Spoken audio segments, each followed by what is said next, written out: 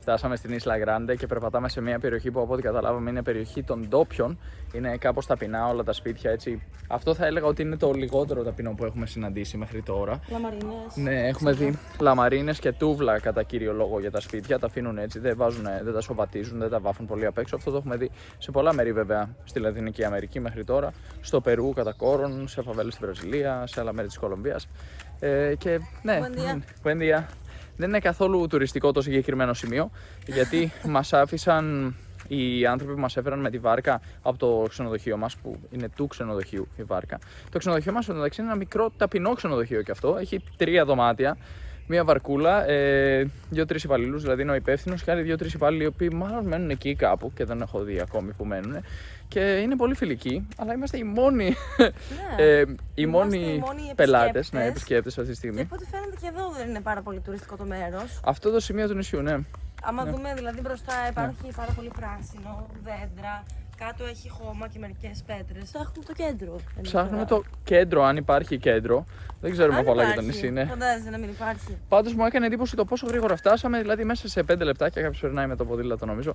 Μέσα σε 5 λεπτάκια φτάσαμε από το νησί μας εδώ και για να μας αφήσουν κάπου κοντά ουσιαστικά μας έφεραν στο νότιο τμήμα του νησιού, ας πούμε, κατά μία έννοια, ή τέλος πάντων στη μία άκρη, εκεί που μάλλον δεν είναι τόσο τουριστικό το μέρος και περπατάμε τώρα μέχρι την άλλη άκρη. Φαντάζομαι ότι θα φτάσουμε σχετικά γρήγορα γιατί παρόλο που λέγεται Isla Grande, που σημαίνει μεγάλο νησός ή το μεγάλο νησί τέλος πάντων.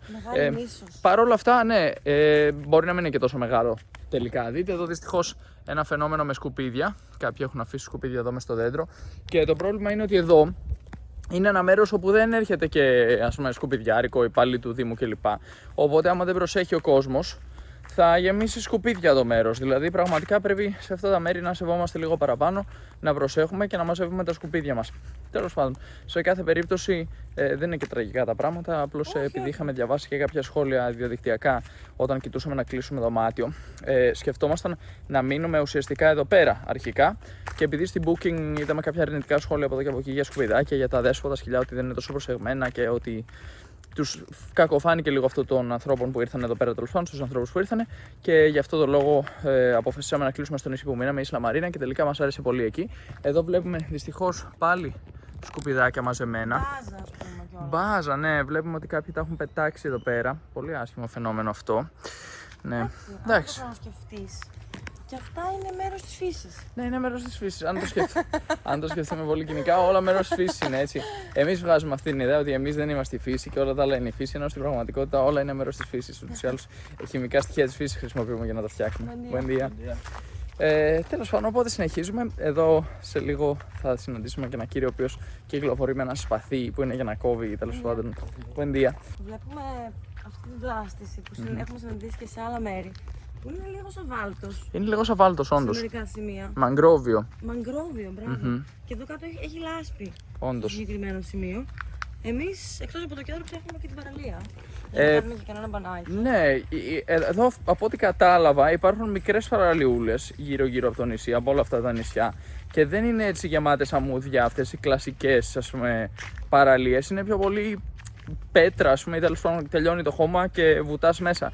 Είναι σαν να είναι μια ξέρα ή μια πλατφόρμα, τέλος πάντων, στη μέση του ωκεανού, όπου γύρω-γύρω έχεις θάλασσα. Και από τη μία μπορεί να έχει κοράλια και από την άλλη να είναι έτσι πιο πολύ για μπάνιο. Δηλαδή, από τη μία να είναι πιο πολύ για να κάνεις μάσκα, αναπνευστήρα, μπανάκι, να δεις τέλος πάντων ψάρια κλπ. Ναι, όντως, δες εδώ ένα τρελό δέντρο. Είμαστε στην ταινία της Ποκαχόντας. Έχουν μπλεχτεί τα κλαδιά μεταξύ τους και οι κορμοί και δημιουργούν αυτό το πάρα πολύ όμορφο έργο τέχνης. Ναι, να χαρακτηρίσω. τέλειο. Είναι σαν πίνακα ζωγραφικής. Buendia.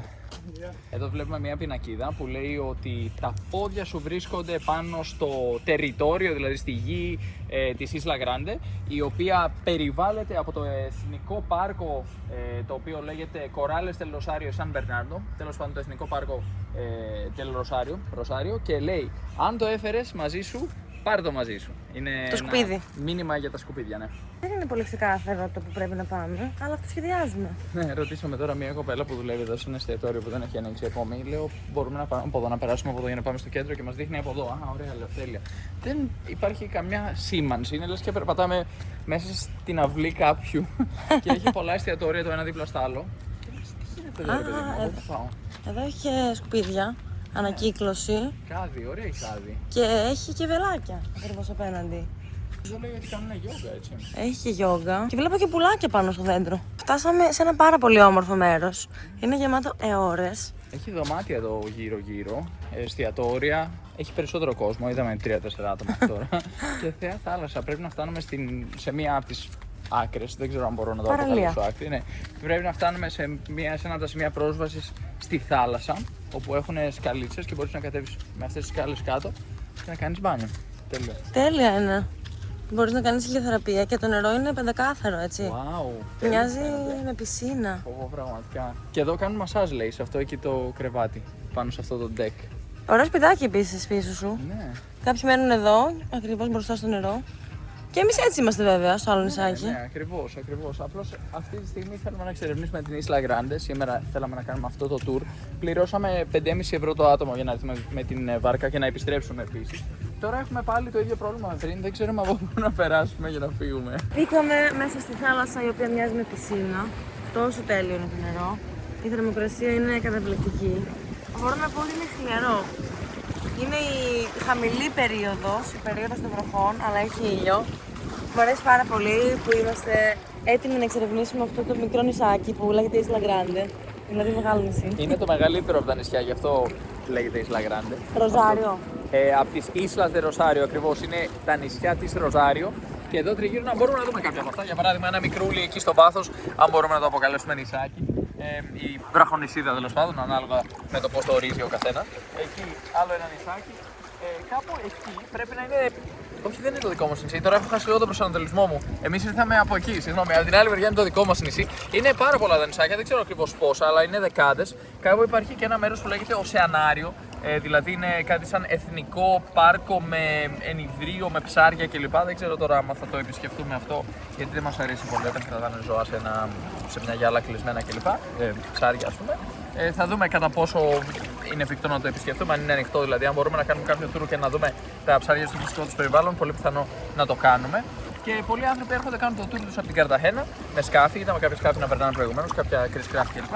Έρχονται, κάνουν το tour τους και γυρνάνε στο τέλος της ημέρας. Κάποιοι επιλέγουν να μείνουν εδώ, σε αυτό το νησί, στην Isla Grande, για να ζήσουν την αυθεντική εμπειρία του πώς είναι να είσαι σε αυτό το μέρος όλη την ημέρα και να μην έχεις να ξυπνήσεις νωρίς, να πάρεις τη βάρκα, να έρθεις, να κάνεις το tour σου, να βιαστείς και να γυρίσεις, αλλά να νιώσεις τη χαλαρότητα και την ηρεμία του μέρους. Εμείς φυσικά επιλέξαμε να μείνουμε σε ένα πιο μικρό νησάκι ακόμη, οπότε ακόμα πιο χαλαρά τα πράγματα εκεί. Ήρθαμε και τη χαμηλή σεζόν, οπότε είμαστε και οι μόνοι ένικοι στο ξενοδοχείο. Έτσι αισθανόμαστε πραγματικά ότι όπου πάμε είμαστε κάπως το αφεντικό της περιοχής. Πάμε, θέλουμε να παραγγείλουμε ένα καφέ, είμαστε οι μόνοι πελάτες. Δεν ξέρω, πραγματικά ίσως να είναι ότι είναι η πρώτη-δεύτερη μέρα ακόμη και δεν έχουμε δει πολύ κόσμο, γιατί εκεί κάτω ας πούμε υπάρχει αρκετός κόσμος σε ένα μάλλον εστιατόριο ξενοδοχείο που έχει μπροστά και σήμανση με σημαδούρες ότι αυτή είναι η παραλία τους και βλέπουμε αρκετό κόσμο εκεί. Ενώ εδώ είναι μόνο άλλα δύο άτομα εδώ που είμαστε. Πραγματικά αισθάνομαι ότι αν είχαμε νοικιάσει ένα δικό μας σκάφος ή είχαμε έρθει με δικό μας σκάφος εδώ, θα μπορούσαμε να εξερευνήσουμε πραγματικά την περιοχή, να πάμε να κάνουμε ό,τι θέλουμε. Κάποιοι έχουν χτίσει σε κάτι μικροσκοπικά νησάκια, παιδιά. Μιλάμε τώρα για μια βραχονησίδα που πάνω έχει ένα ξενοδοχείο, ας πούμε. Ναι. Οπότε καταλαβαίνετε για τι πράγμα μιλάμε. Είναι κάτι που έχουμε ξαναδεί στο Ρίο ντε Τζανέιρο, σε μια περιοχή που λέγεται Κώστα Βέρτζι, νότια του Ρίο, εκεί κοντά στο Παρατσί.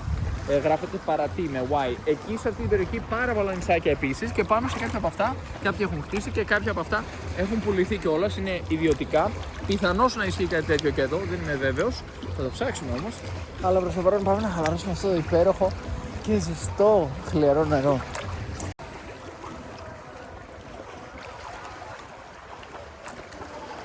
Εδώ βλέπουμε ένα χάρτη του νησιού, Isla Grande. Συγκεκριμένα βρισκόμαστε περίπου εδώ, δίπλα στο Hostal Eco Nativo El Amaquero και θέλουμε να γυρίσουμε λίγο προς τα πίσω ώστε να μπορέσουμε να πάρουμε αυτό εδώ το μονοπάτι μέσα από το Μαγκλάρο, από το Μαγκρόβιο και να φτάσουμε στο χωριό που ονομάζεται Ορίκα, το κέντρο του χωριού.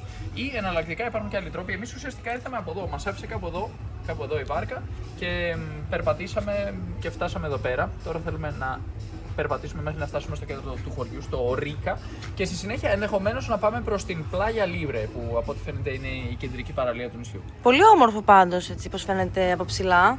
Βλέπουμε ότι έχει λιμνούλες, μικρές λιμνούλες και γύρω-γύρω θάλασσα. Εξερευνούμε το νησί μαζί με το φίλο μας το Σκύλο, ο οποίος έχει γίνει ο οδηγός μας και μας δείχνει τον δρόμο. Μπορούμε να την ονομάσουμε Ορίκα, όπως λέγεται και το χωριό εκεί που πηγαίνουμε. Το σκύλο εννοείς? Ναι, είναι θηλυκιά. Μπορούμε να την ονομάσουμε Ορίκα ή κάτι άλλο. Μπορούμε να της βάλουμε άλλο όνομα τώρα. Μπορούμε να την πούμε Grande, Isla Grande, όπως το νησί. Grandita. Ναι. Γιατί σημαίνει μεγαλούλα. Γιατί δεν είναι ούτε μεγάλο ούτε μικρό το νησί. Βασικά είναι πολύ μικρό σε σχέση με τα ελληνικά δεδομένα. Κοιτούσα πριν, έκανα κάποιες συγκρίσεις με ChatGPT και λέω: αν μπορούσαμε να το συγκρίνουμε με κάποιο νησί της Ελλάδας, ποιο θα ήταν? Και ποιο μου είπε να δεις? Ένα πολύ μικρό νησάκι. Θα το βρω σε λίγο και θα στο πω. Τέλεια. Εδώ βλέπουμε τη φύση δεξιά και αριστερά. Τέλειο το μονοπάτι κάτω. Η θερμοκρασία μου αρέσει πολύ. Δεν έχει ούτε πολύ ζέστη ούτε κρύο. Και δεν υπάρχει κανένας. Ούτε σπίτια ούτε μαγαζιά. Συνεχίζουμε να εξερευνούμε και να πηγαίνουμε προς το κέντρο του νησιού. Το νησί έχει έκταση 2 τετραγωνικά χιλιόμετρα και το ChatGPT λέει ότι ένα σχετικά κοντινό σε μέγεθος νησί από την Ελλάδα, της Ελλάδας, είναι η Σεριφοπούλα που έχει έκταση 1,35 τετραγωνικά χιλιόμετρα. Βέβαια αυτό το νησί εδώ είναι σχεδόν διπλάσιο, αλλά για να καταλάβετε έτσι, για να έχουμε ένα μέτρο σύγκρισης, η Σεριφοπούλα πρέπει να είναι πολύ μικρό νησί ούτως ή άλλως για τα δεδομένα της Ελλάδας. Δες εδώ ένα τοπίο. Είναι μπλεγμένα τα κλαδιά μεταξύ τους. Συναντήσαμε κι άλλο ένα σκυλάκι με το που στρίψαμε. Και εδώ βλέπουμε μία πρόσωπη σπιτιού. Πολύ αναβαθμισμένη. Και από πίσω είναι στα τούβλα. Ρε πηδάς. Πηδάς. Γεια σου. Καλό σκυλάκι φαίνεται. Μου θυμίζει άλλα μέρη που έχουμε επισκεφθεί εδώ στη Λατινική Αμερική. Κυρίως το Τσάκο της Παραγουάης. Το συζητούσαμε τώρα με τον Κωνσταντίνο. Είναι παρόμοιο το μέρος και ιδίως σε κάποια μέρη που είχαμε επισκεφθεί κάποιες φυλές. Καταβλισμοί γηγενών εκεί, τον Ελχέτ και κάποιων άλλων γηγενών που είχαμε επισκεφτεί, τον Ιμπακλέ για παράδειγμα, γιατί υπάρχουν αρκετές φυλές εκεί στην Βόρεια Παραγουάη, στο Ελτσάκο. Και έμοιαζε πάρα πολύ το στυλ. Πραγματικά οι κατασκευές, έτσι τα κτίρια, ας πούμε ένα μικρό σπίτι πολύ απλά κτισμένο με 1-2 χώρους μέσα. Λαμαρίνα, εσκεπή, πολλά στατούβλα. Εδώ βλέπουμε βέβαια ότι είναι και πολύ κοντά κτισμένα το ένα στο άλλο και έχουν και μουσικές. Όλοι έχουν ηχεία αναμένα ταυτόχρονα και ακούνε μουσική, το οποίο είναι και λίγο περίεργο. Εδώ από ό,τι φαίνεται μπορείς να έρθεις και να πλύνεις τα ρούχα. Είναι πλυσταριό δηλαδή. Πάντως σε αυτά τα μέρη που είναι έτσι και λίγο πιο φτωχικά, είναι πολύ σύνηθες. Οι άνθρωποι να είναι πολύ χαρούμενοι μεταξύ τους, να χορεύουν, να παίζουν, να τρέχουν. Πολλά παιδιά, ξερνιασιά.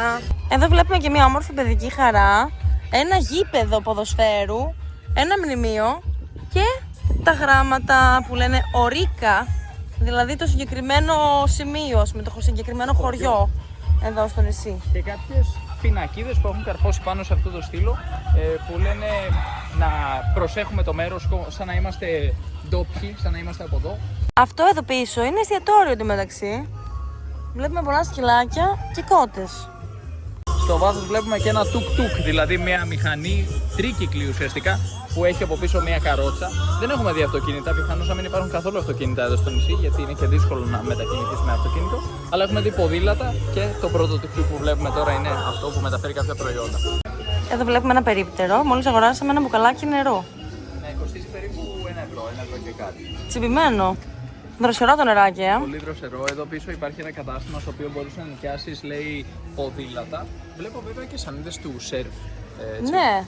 Και του σκι, όχι δεν είναι σκι. Κάνουν μάλλον και diving εδώ, κάνουν καταδύσεις, υπάρχουν λέει και πίτσες, φαγητά. Εδώ από την άλλη μεριά υπάρχει ένα σούπερ μάρκετ, ένα λίγο μεγαλύτερο σούπερ μάρκετ από αυτό το mini market, μαγαζάκι που αγόρασαμε το νερό πριν. Πιθανώς να είναι πιο οικονομικό αυτό. Και έτσι δεν ξέρω, πραγματικά νιώθω ότι είμαστε μέσα σε ένα χωριό απομονωμένο, στη μέση του πουθενά κατά μία έννοια, το οποίο μάλλον είναι και ας πούμε 20-30 χρόνια πίσω όσον αφορά τις υποδομές. Δεν υπάρχει άσφαλτος, ούτε καν ακόμη και ο χωματόδρομος, ας πούμε, μπορούμε να πούμε ότι είναι πολύ ταπεινός, έτσι. Πολύ ωραίος. Ναι. Είναι συνδυασμός από φύση και χωριό, έτσι. Απέναντι από το εστιατόριο βρήκαμε άλλη μια παιδική χαρά. Μάλλον κούνιες. Συγκεκριμένα δεν υπάρχει κάτι άλλο. 2 τσουλήθρες στο αριστερό μας. Α, ναι. Παρακαλώ, σε παρακαλώ. 2 τσουλήθρες και ένα πολύ Και ζύγο. πολύ ζύγο. Για μονόζυγο, ξέρετε, αλλά με πολλά, ξέρετε, πάρε. Πολλά μονόζυγα μαζί είναι ένα πολύ ζυγό. Και συνεχίζονται οι λαμαρίνες και τα τούβλα. Ναι. Ωραίος συνδυασμός είναι. Εκείνο εκεί πρέπει να είναι κάτι σαν πισίνα. Βέβαια δεν λειτουργεί. Βρήκαμε έναν κίτρινο καρπό. Φαίνεται τέλειος. Δες εδώ. Για φάγωμα είναι. Φτάσαμε σε αυτή την όμορφη παραλία και τα νερά είναι καταγάλανα. Πλάγια Νατίβα, δηλαδή η γηγενής παραλία, έτσι μεταφράζεται. Πάρα πολύ όμορφο μέρος και έχει και ήλιο αυτή τη στιγμή. Η καρύδα επίσης καλή. Βλέπουμε ότι έχει έρθει και ένα σκάφος. Οι άνθρωποι πραγματοποιούν ημερήσια tour και συνέχεια φεύγουν, επιστρέφουν πίσω Καρταχένα. Εμείς είμαστε στο διπλανό νησάκι. Παρεπτόντως αυτή η καρυδούλα κοστίζει περίπου 3,5 με 4 ευρώ. Ακριβή. Είμαστε σε τουριστικό μέρος πάνω στην παραλία, αλλά αξίζει το μέρος, δεν αξίζει. Σούπερ είναι. Μπήκες. Πώς Μπήκα είναι? Και δεν θα βγω ποτέ, είναι τέλειο. Η θερμοκρασία είναι ιδανική, δηλαδή παίζει να είναι γύρω στους 28 βαθμούς Κελσίου, κάτι τέτοιο. Είναι όλος τέλεια. Όντως, μπορείς να κάτσεις Για μέσα πάντα. με τις ώρες. Είναι παραδεισένια το τοπίο, το νερό. Είναι όλα τέλεια.